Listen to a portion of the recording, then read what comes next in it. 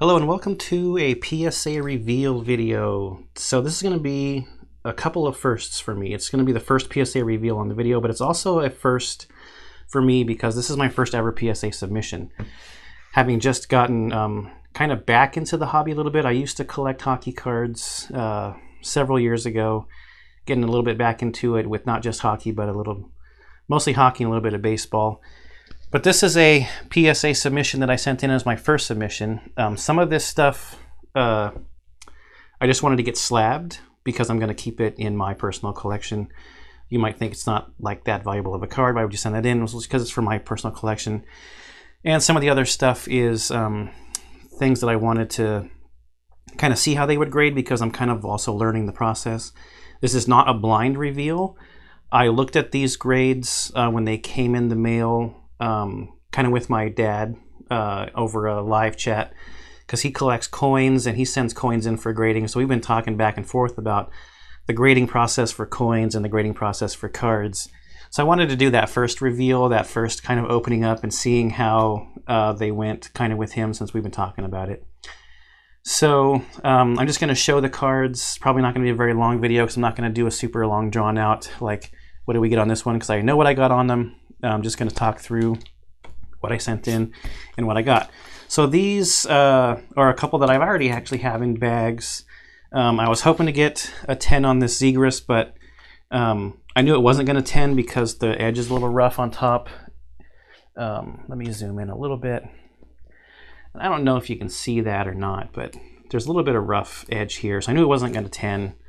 And like I said, this one's bagged because it's probably just going to stay in my PC. But it did get a 9. Everything else on the card was great. The corners were all great. No surface issues really. Just not a great cut on the top. So there's that one. And then this one, Temu. This is a 1992 Young Gun. It is a Young Gun, but I also see other people say that there's an Upper Deck card. I think it was before they did the Young Guns, a 91, 92, that they might consider his rookie card. But he's in his Canada team jersey, I think. But this is a Young Gun for Temu. Temu was my favorite player from when I started watching hockey in the early 90s when the Ducks became a team. I watched the Kings for a couple of years first, but then when the Ducks became a team, I thought, oh, this is kind of cool. They're from Southern California, and I lived in Southern California, and I can be a fan of the team from when they first become a team. So he's my favorite player from that early age. And then Ryan Getzlaf is my favorite from later on. They played together, though. But this one got an 8. I did look at the pop report. There's only 5 of this card in 10. I think it was 5, and there's only like 20 of them in 9 or something like that. So I guess an 8 is pretty good. And it is like a 30-year-old card, right? 92, 31-year-old card. So this is cool to have. This is definitely going to stay in my PC. So these might be in order, I think now, of grade. So here's a Jack Quinn Young Gun. And this one got an 8. And it got an 8 because there's like an imprint on the card. And you might be able to see it a little bit right there, right above my finger. I did not see that when I sent it in clearly. But I think everything else about the card was pretty good. But that imprint, I mean, it looks pretty bad. It's worse in person, obviously, than on the video. So there's an 8. And then this is a Future Watch Auto of Jake Ottinger. This one also got an 8. I don't know why this one got an 8. I don't see anything wrong with the surface. The corners are all pristine. The only thing I can think of is, and I don't know if they take this into account, and maybe you can tell me in the comments, but the numbers here aren't great, especially this last 9. The last 9 is not printed on the card very well. So maybe the numbering But I don't see anything wrong with the surface of this card. I mean, the corners you could use as a tool when you were doing some carpentry or something. They're that like perfect. So nothing on the surface really, but I think he's a really good goalie. I mean, Dallas is a great team, and then they've got Robertson on the team also. Then here we've got another 8, Marco Rossi. This one, I don't know. This is another one with a little surface ding on it, kind of almost in the same area. There you can kind of see it. So 2 with little surface issues that I did not see when I sent them in. But it's, this is part of the learning process. I think my dad called it, you're paying for an education a little bit. And he said that when he was doing coins, he paid for a lot of education. That's just helping, like I said, it's helping me learn how to angle and look in the light and look for problems better. This is a 9, Shane Pinto, Young Gun. Probably this corner down here is what got it to 9, and maybe a little bit of the edging on top. So that's nice. We got a 9 there. We got a 9 Spencer Knight here. Again, probably this corner down here is what got it to 9. Still a beautiful looking card. We'll see how he ends up. We got another Future Watch auto, Connor McMichael, and this one got a 9. Could be the numbering again, but the edging, it looks centered. The corners are amazing. There's just these Future Watch autos. I don't think I got a single 10 on these Future Watch autos. And here's another one, Sorokin, a 9. And this is kind of interesting. This is from the exact same year. I mean, look at the numbering on this one versus the numbering on this one. The font is like completely different. Completely different. It's like they used a different machine or something to get the numbering on this Sorokin card from the other Future Watch autos. So yeah, a 9 again, but the numbering on this one looks immaculate. I don't know what they're looking for. I don't see any surface issues. The corners again are all like super square. But Sorokin, he's hopefully has a bright future, so I'll probably hold on to that one for a while. Then I had another Jake Odinger here that also got a 9. The numbering also again not great on this one. It's the same other old font. Not old, but the different font than the Sorokin. And here we got a Cole Perfetti 9. I don't see anything wrong with the corners or any dings on the surface. Oh, this is the one that I feel like something happened when it went to PSA. And you maybe can see a little bit, but next to the C, right there maybe, you can see it. There's like a streak or a mark or something. So I need to check the scan, and it actually goes like all the way down, and it's inside the slab. I mean, I wouldn't have sent a card in that had like a huge smudge on it. So I want to check the scan to see if when it got scanned in that it had that on it. But it's 9 Cole Perfetti, Young Gun.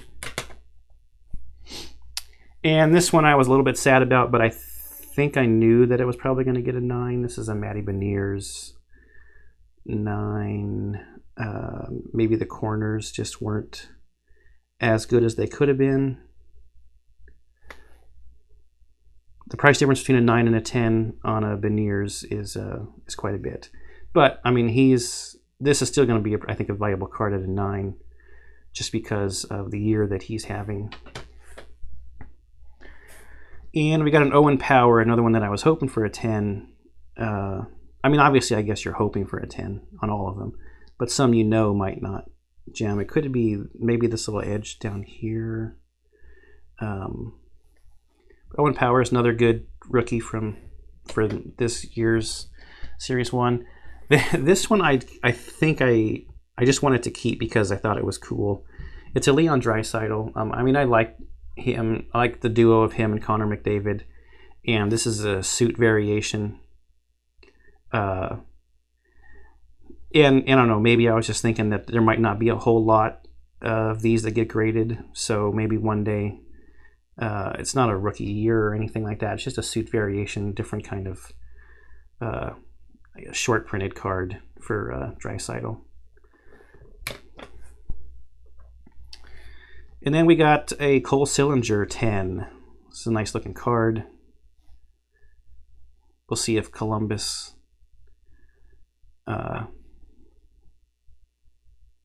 how Columbus does with I think, isn't Johnny Gaudreau on Columbus now? This is one that I sent in just to have it slabbed for my personal collection. John Gibson, amazing goalie for the Ducks. The Ducks are not a good team this year, and as many games as they've lost by a ton of goals, Gibson has kept them in a lot of the games. I think he had like 4 games with over 50 saves in February or something like that. It's ridiculous. The season's not even over, and I think he has the most saves maybe in Ducks history or something. And I think he's actually leading the NHL right now in saves, which is a crazy stat for the record that the Ducks have. He just faces so many shots every night. It's kind of insane. So again, that's a PC card. Probably it's not worth that much. This is another PC card, probably not worth a whole lot, but it's a Teemu, and I already talked about him. It's an Artifacts card, not low numbered or anything, but it's a numbered Teemu at a 10. I just like these I like the way these Artifacts cards look. So PC card. Here we got a Young Gun canvas of Matthias Macelli, however you want to say it. It's a 10. I love canvas cards. I think Upper Deck should do an entire set in just canvas cards because I just love the way they look. And then we got a Marco Rossi Young Guns canvas in a 10. Again, I like canvas cards a lot. And then speaking of Marco Rossi, I had an 8 of this card, and then here's a 10 from this year's Series 1. Marco Rossi. Going back in time a little bit to 2020, 2021, Alexander Romanov. This is a 10. I think I like Romanov. We'll see how his career shapes out. And then here another canvas card. This is an Owen Power canvas Young Gun in 10. It's a nice card. Owen Power. Big man on the Buffalo Sabres. And speaking of the Kings, I talked about them a little bit earlier. This is their prospect from last year. Not really prospect, but rookie. And this is another interesting note about getting these back from PSA. You can see this little dot right here. There's like a piece of plastic or something inside the slab. Obviously, it's not a ding on the card because it's a 10. But you can like look at it from the side. It's like there's like a little piece of plastic or something that got stuck in there when it was getting slabbed. So I don't know if they would re-slab this for me if I sent it to them to get that out of there. But it's really interesting. I mean, everybody's human and mistakes are going to happen. This as long as the card wasn't damaged, right? Now we've got 2 4/8 cider 10s. These were both beautiful cards. Yeah, so I sent them both in, and fortunately they both gemmed up to 10s. So that's cool. And I think I'll save that one for last. I got a couple more that I've got 2 of. So we've got 2 Cole Caulfield 10s. It's great to have some Caulfields in 10. This one doesn't have the best edge on the side over here either, but it got a 10. I mean, the surfaces look great. All the corners, again, are like immaculate, super square. And same player. 2 canvas Young Gun 10s. This is a great looking card. I like this picture. And again, I love the canvas cards. I think I got a 10 on every canvas I sent in, including the Gibby, the John Gibson. And this was the big, kind of one of the big ones. The Kirill Kaprizov Young Gun from 2021 got a 10. So we'll see. Hopefully this one will keep going up in value as Kaprizov's career moves on. All right, so out of, this was a 30 card submission. I had 16 10s and 14 9s and 8s. I think it was 4 8s. Yeah, so counting this Temu, it's 4 8s and then 10 9s, counting this Zegras here. So not a bad submission. It's over 50% 10s for my first submission, so I was happy with that. It's an interesting process. I got these were received by PSA on the 1st of February, and I got them back on like the 6th of March, I think. So just over a month from them marking it as received and me getting it back in the mail. So it was a great process, great learning for this first submission. Okay, I hope you enjoyed this little quick, not so quick, almost 20-minute first PSA submission reveal. And I hope you enjoy everything I'm putting up on the channel, and I'll see you in the next one.